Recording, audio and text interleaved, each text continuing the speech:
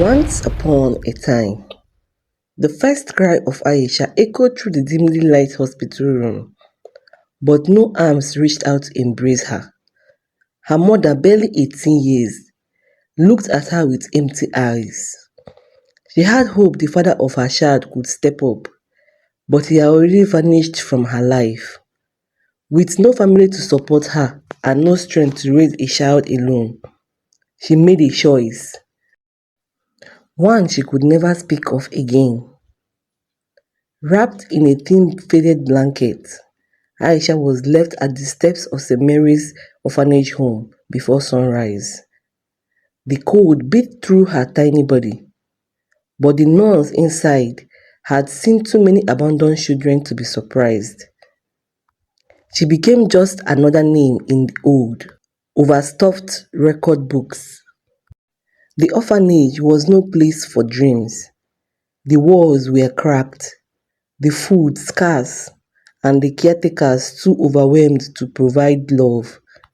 Aisha grew up learning how to survive, not how to be a child. She quickly realized that in this world, children with no one to fight for them had to fight for themselves. She watched other children get adopted, tiny babies taken by hopeful couples, prettier girls chosen by families looking for a daughter. But Aisha, with her tangled hair and torn clothes, was always left behind. By the age of 7, she understood loneliness. By 10, she understood hunger.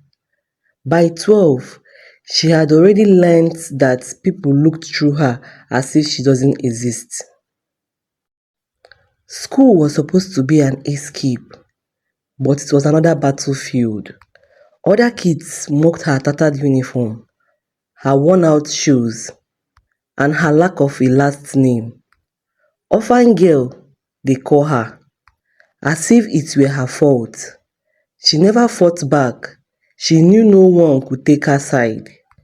But what hurt the most was seeing mothers pick up their children after school. Aisha could watch from the gates, hoping, praying that one day someone could come for her.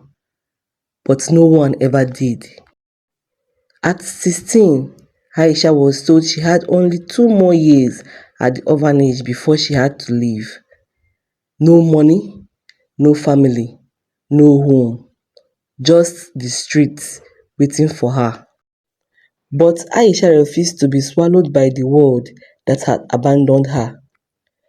She had spent years reading every book she could find, clinging to the hope that knowledge could be her way out. She worked harder than anyone, studying late into the night, determined to prove that she had more than just a forgotten child. One day, a visiting teacher, Mrs. Kamu, noticed her. "You are smart, Aisha," she said, her voice warm. "You deserve better." For the first time, someone believed in her. Mrs. Kamu helped her to apply for a scholarship. It was the first time she felt she had a chance. At 18, she left the orphanage home with nothing but a small bag and a heart full of dreams. Aisha had never known what it meant to belong. From the moment she was left at the orphanage steps, she had fought for survival, clinging to hope in a world that had abandoned her. When her scholarship was still being processed, Mrs. Kamu, her teacher and only source of kindness, took her into her home. But the home was not a safe haven. Mrs. Kamu's husband, Peter, was a bitter man, jobless and full of resentment. He depended on his wife for everything, yet he despised the young girl she had brought into their home. He saw Aisha as a burden, an intruder who was taken away by the little that belonged to him and his 2 children. He turned his children against her, planting seeds of hatred in their hearts. They mocked her, played cruel tricks on her, and made her life miserable. But Aisha never complained. She was used to being unwanted, and the house chores they forced upon her were nothing compared to what she had endured at the orphanage. But Peter was not satisfied. His hatred festered, and soon he devised a sinister plan to rid himself of Aisha. He planned with his drunkard friend to lure her into marriage, hoping to cast her away into the life of misery. But Aisha was cautious. She had learned not to trust easily. His plan failed. And then, one day, the worst happened. Aisha was cleaning the living room when Peter returned home. The house was empty. Mrs. Campbell was at work and the children at school. The moment he stepped in, she felt the air change. There was something in his eyes, something dark. Before she could react, he was on her. She screamed, fought, cried, but no one was there to help. When it was over, he loomed over her, his voice cold. "Say a word, and you are out on the streets." Aisha had nowhere to go. She kept silent, and so it continued. For years, she endured the torment, trapped in a house that could have been her refuge. She carried her pain in silence, clinging to the only hope she had, her education. When her scholarship was finally processed, it was like the universe has given her wings. Mrs. Campbell helped her to pack, proud and unaware of the horrors that had taken place in her own home. Aisha left without looking back. University was her salvation. She buried herself in her studies, pushing through the trauma, determined to build future for herself. It was there she met Daniel, a kind, intelligent and handsome young guy. He treated her differently, with respect and admiration. They became friends, then something more.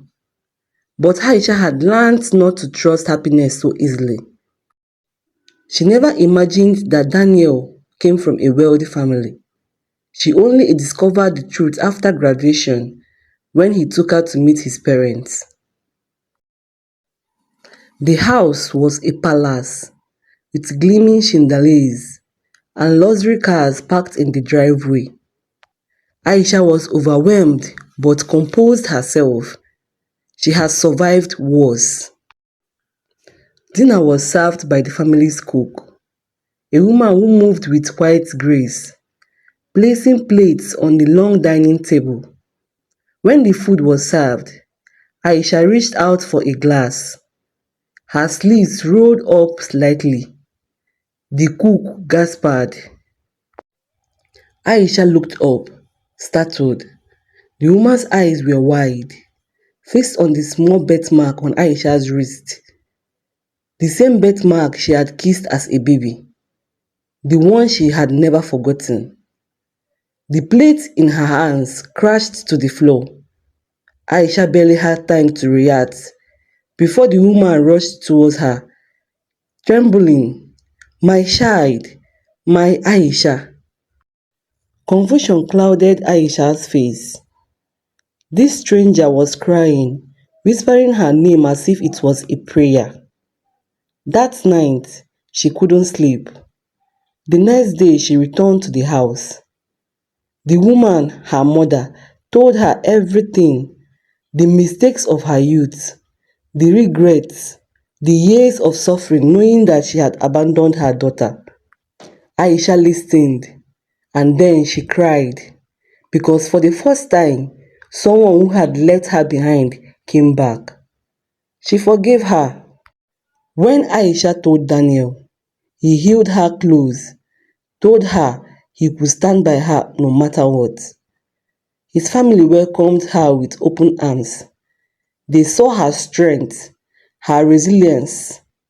They saw her. Years later, Aisha walked down the aisles in a beautiful white dress, her mother blushing proudly. She gave birth to a son, a beautiful baby boy who would never know the pain she had endured.